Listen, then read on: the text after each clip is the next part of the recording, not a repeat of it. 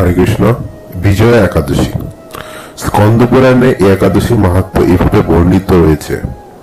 মহারাজ যুধিষ্ঠির শ্রীকৃষ্ণকে বললেন, হে বাসুদেব, ফাল্গুন মাসের কৃষ্ণপক্ষের একাদশীর মাহাত্ম্য অনুগ্রহ করে আমাকে বলুন। শ্রীকৃষ্ণ বললেন, হে যুধিষ্ঠির, এই একাদশী বিজয়া নামে পরিচিত। এই একাদশী সম্পর্কে এক সময় দেবর্ষি নারদ স্বয়ম্ভু ব্রহ্মাকে জিজ্ঞাসা করেছিলেন। তিনি এই প্রসঙ্গে যা বলেছিলেন তা আমি এখন তোমাকে বলছি। এই পবিত্র পাপ বিনাশকারী ব্রত মানুষকে জয়দান করে বলে বিজয়া নামে প্রসিদ্ধ। পুরাকালে শ্রী রামচন্দ্র 14 বছরের জন্য বনে গিয়েছিলেন। সীতা ও লক্ষ্মণের সঙ্গে তিনি পঞ্চবটী বনে বাস করতেন। সেই সময় লঙ্কাপতি রাবণ দেবী সীতাকে হরণ করে। সীতার অনুসন্ধানে রামচন্দ্র চতুর্দিক ভ্রমণ করতে থাকেন। তখন মৃতপ্রায় জটায়ুর সাথে তার সাক্ষাৎ হয়। জটায়ু রাবণের সীতা হরণের সমস্ত বৃত্তান্ত রামচন্দ্রকে জানিয়ে মৃত্যুবরণ করে। এরপর সীতা উদ্ধারের জন্য বানররাজ সুগ্রীবের সঙ্গে তিনি বন্ধুত্ব স্থাপন করেন। ভগবান রামচন্দ্রের কৃপায় হনুমান লঙ্কায় গমন করেন। সেখানে অশোক বনে সীতা দেবীকে দর্শন করে শ্রীরাম প্রদত্ত অঙ্গুরীয় অর্থাৎ আংটি তাকে অর্পণ করেন। ফিরে এসে শ্রীরামচন্দ্রের কাছে লঙ্কার সমস্ত ঘটনার কথা ব্যক্ত করেন। হনুমানের কথা শুনে রামচন্দ্র সুগ্রীবের পরামর্শে সমুদ্র তীরে যান। সেই দূরস্থ সমুদ্র দেখে তিনি লক্ষ্মণকে বললেন, হে লক্ষ্মণ, কিভাবে এই অগাধ সমুদ্র পার হওয়া যায়? তার কোনো উপায় খুঁজে পাচ্ছি না। উত্তরে লক্ষ্মণ বললেন, হে পুরুষোত্তম, সর্বজ্ঞাতা আদিদেব আপনি, আপনাকে আমি কি উপদেশ দেব? প্রলভ্য নামে এক মুনি এই দ্বীপে বাস করেন। এখান থেকে 4 মাইল দূরে তার আশ্রম। হে রাঘব, আপনি সেই প্রাচীন ঋষি শ্রেষ্ঠকে এর উপায় জিজ্ঞাসা করুন। লক্ষ্মণের মনোরম কথা শুনে তারা সেই মহামুনির আশ্রমে উপনীত হলেন।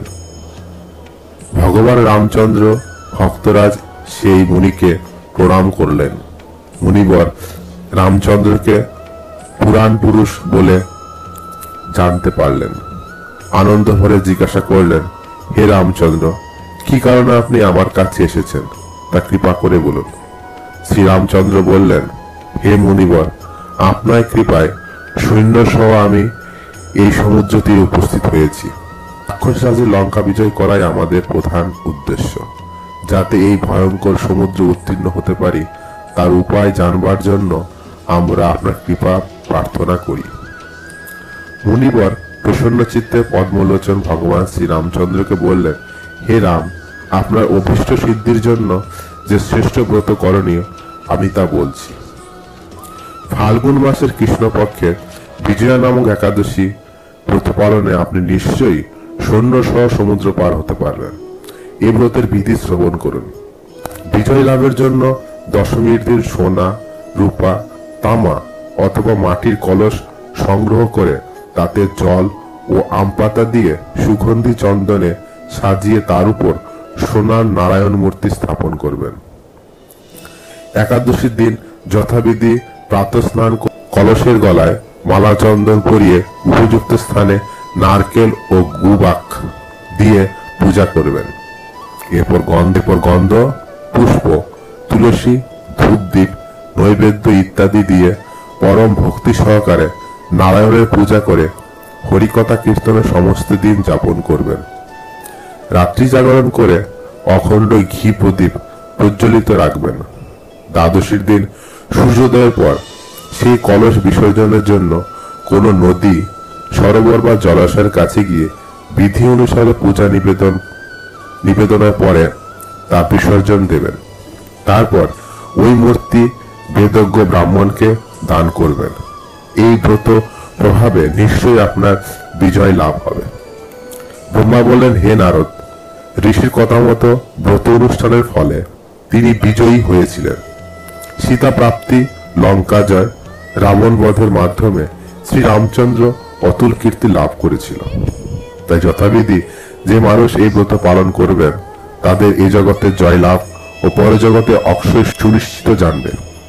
হে যুধিষ্ঠির, এই কারণে এই বিজয় একাদশীর ব্রত পালন অবশ্য কর্তব্য। এই ব্রত কথার শ্রবণ কীর্তন মাত্রই বাজপেয় যজ্ঞর ফল লাভ হয়। হরে কৃষ্ণ। আপনারা সবাই এই একাদশী করুন নিষ্ঠা ভরে এবং বেশি করে জপ করুন, বেশি করে হরিকথা শ্রবণ করুন, প্রবাদী গ্রন্থ অধ্যয়ন করুন এবং আমাদের এই চ্যানেলটিকে সাবস্ক্রাইব করে রাখুন, যেন প্রতি একাদশীর আগে আপনারা এরকম একাদশীর মাহাত্ম্য সম্বন্ধে শ্রবণ করে একাদশীর ফল লাভ করতে পারেন। হরে কৃষ্ণ।